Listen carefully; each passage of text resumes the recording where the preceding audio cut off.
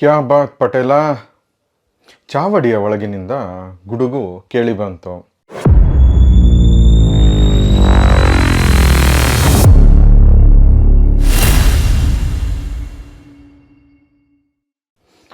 ನಮಸ್ಕಾರ.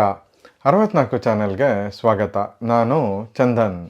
ಬೀಚಿಯವರು ಚಾತುರ್ವರ್ಣ ಸಮಾಜದ ಬಗ್ಗೆ ಸಿಂಪಲ್ ಆಗಿ ಹೀಗೆ ಹೇಳ್ತಾರೆ.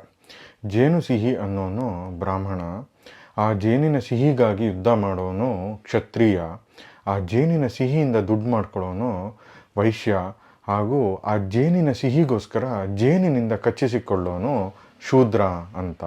ಈ ಪದ್ಧತಿಯ ಎವಲ್ಯೂಷನ್ನು ಜಮೀನ್ದಾರಿ ಪದ್ಧತಿ ಅಂದರೆ ತಪ್ಪಾಗಲ್ಲ. ಎಲ್ಲ ಮೇಲ್ವರ್ಗದ ಜಾತಿಯವರು ಸೇರಿ ದೇವರು, ನ್ಯಾಯ, ನೀತಿ, ಧರ್ಮ ಹೆಸರಲ್ಲಿ ನಡೆಸೋ ಅನ್ಯಾಯ ಅನೀತಿಗಳೇ ಈ ಪದ್ಧತಿಯ ಒಂದು ಭಾಗ ಆಗಿ ಹೋಗಿದೆ. ನಾವು ಇವತ್ತು ಪರಿಚಯ ಮಾಡ್ತಾ ಇರೋ ಪುಸ್ತಕ ಉತ್ತರ ಕರ್ನಾಟಕದ ಒಂದು ಭಾಗದಲ್ಲಿ ಇರೋ ಪಾದಳ್ಳಿಯ ಕತೆ.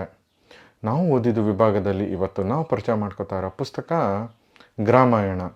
ಲೇಖಕರು ರಾವ್ ಬಹದ್ದೂರ್, ಪ್ರಕಾಶಕರು ಅಂಕಿತ ಪುಸ್ತಕ.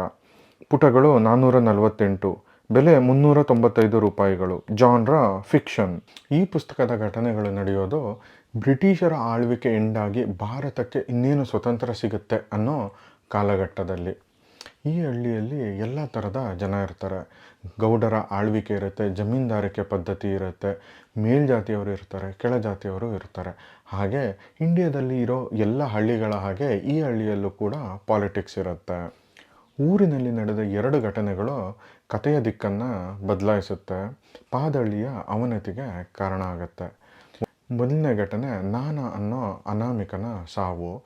ಎರಡನೇ ಘಟನೆ ಮಠದ ಸ್ವಾಮೀಜಿಯೊಬ್ಬರು ಚಿಮನ ಅನ್ನೋ ಒಂದು ಹುಡುಗಿಯ ಮೇಲೆ ನಡೆಸೋ ಅತ್ಯಾಚಾರ.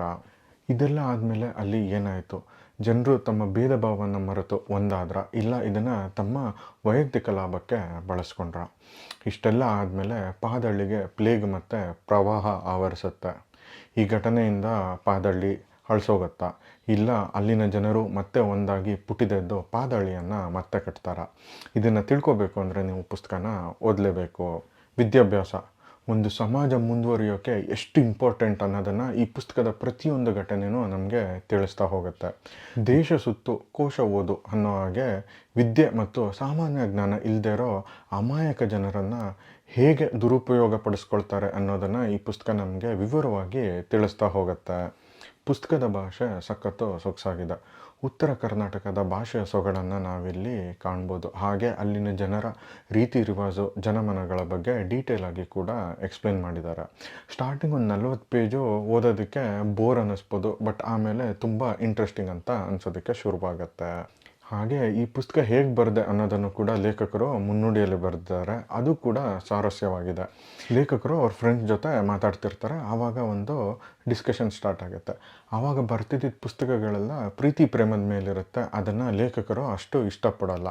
ಆಗ ಅವ್ರ ಫ್ರೆಂಡ್ಸು ಲೇಖಕರಿಗೆ ಚಾಲೆಂಜ್ ಮಾಡ್ತಾರೆ, ನೀನು ಬೇರೆ ಜಾನ್ರಾದ ಯಾವುದಾದ್ರೂ ಬುಕ್ ಬರುತ್ತೆ ತೋರಿಸು ಅಂತ. ಆವಾಗ ಶುರುವಾಗಿದ್ದೆ ಈ ಪುಸ್ತಕ. ಗ್ರಾಮಾಯಣ ಅನ್ನೋ ಒಂದು ಮೂವಿ ಕೂಡ ಬರ್ತಾ ಇದೆ. ಆ ಮೂವಿದು ಇದೇ ಕಥೆನ ನಮಗೆ ಗೊತ್ತಿಲ್ಲ, ಬಟ್ ಈ ಪುಸ್ತಕ ಒಂದು ಸಿನಿಮಾ ರೀತಿ ಸೂಪರಾಗಿದೆ. ಗ್ರಾಮಾಯಣ ಕೇವಲ ಒಂದು ಹಳ್ಳಿಯ ಕಥೆ ಅಲ್ಲ. ಮಾನವ ತನ್ನ ಸ್ವಭಾವದಿಂದ, ನಡತೆಯಿಂದ ಹೇಗೆ ತನ್ನನ್ನು ತಾನೇ ನಾಶ ಮಾಡ್ಕೋತಾನೆ ಅನ್ನೋದ್ರ ಬಗ್ಗೆ ಒಂದು ಆಳವಾದ ಚಿಂತನೆ.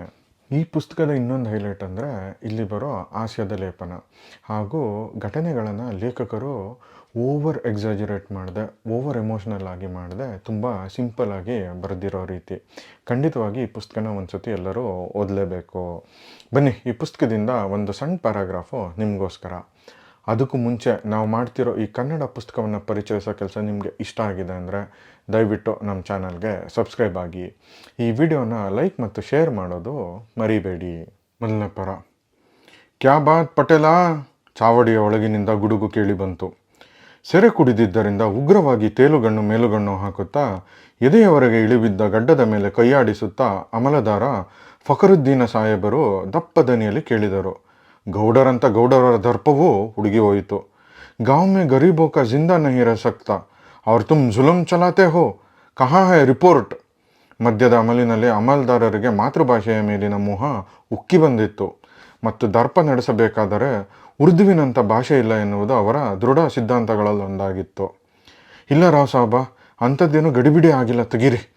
ಗೌಡರು ಹಲ್ಲು ಕಿರಿದು ವಿನಯದಿಂದ ಹೇಳುತ್ತಿರುವಾಗಲೇ ಚುಪ್ ರಹೋ ಜೈ, ಹಮ್ಕು ಸಬ್ ಕುಚ್ ಮಾಲೂಮ್ ಹೈ ಎಂದು ಮತ್ತೊಮ್ಮೆ ಗುಡುಗು ಕೇಳಿ ಬಂತು. ಪ್ರಸಂಗಾವಧಾನಿ ಮಲ್ಲಪ್ಪನು ಅಷ್ಟರಲ್ಲಿ ಚಾವಡಿಯಲ್ಲಿ ಗುಡಾರ ಕಟ್ಟಿ ಸಾಹೇಬರ ಶಹನೋತ್ಸವಕ್ಕೆ ಏರ್ಪಾಡು ಮಾಡಿದ್ದನು. ಇನ್ ಕೇಸ್ ಈ ಪುಸ್ತಕವನ್ನು ನೀವು ಆಲ್ರೆಡಿ ಓದಿದರೆ ನಿಮ್ಮ ಅನಿಸಿಕೆನ ಕಮೆಂಟ್ ಮೂಲಕ ತಿಳಿಸೋದು ಮರಿಬೇಡಿ. ಮುಂದಿನ ವಾರ ಹೊಸ ಪುಸ್ತಕದೊಂದಿಗೆ ನಿಮ್ಮ ಮುಂದೆ ಬರ್ತೀವಿ. ಅಲ್ಲಿಯವರೆಗೂ ಓದಿ ಮರಳಾಗಿ. ವಿಡಿಯೋ ನೋಡಿದ್ದಕ್ಕಾಗಿ ಧನ್ಯವಾದಗಳು. ನಾನು ಚಂದನ್, ಸೈನಿಂಗ್ ಆಫ್.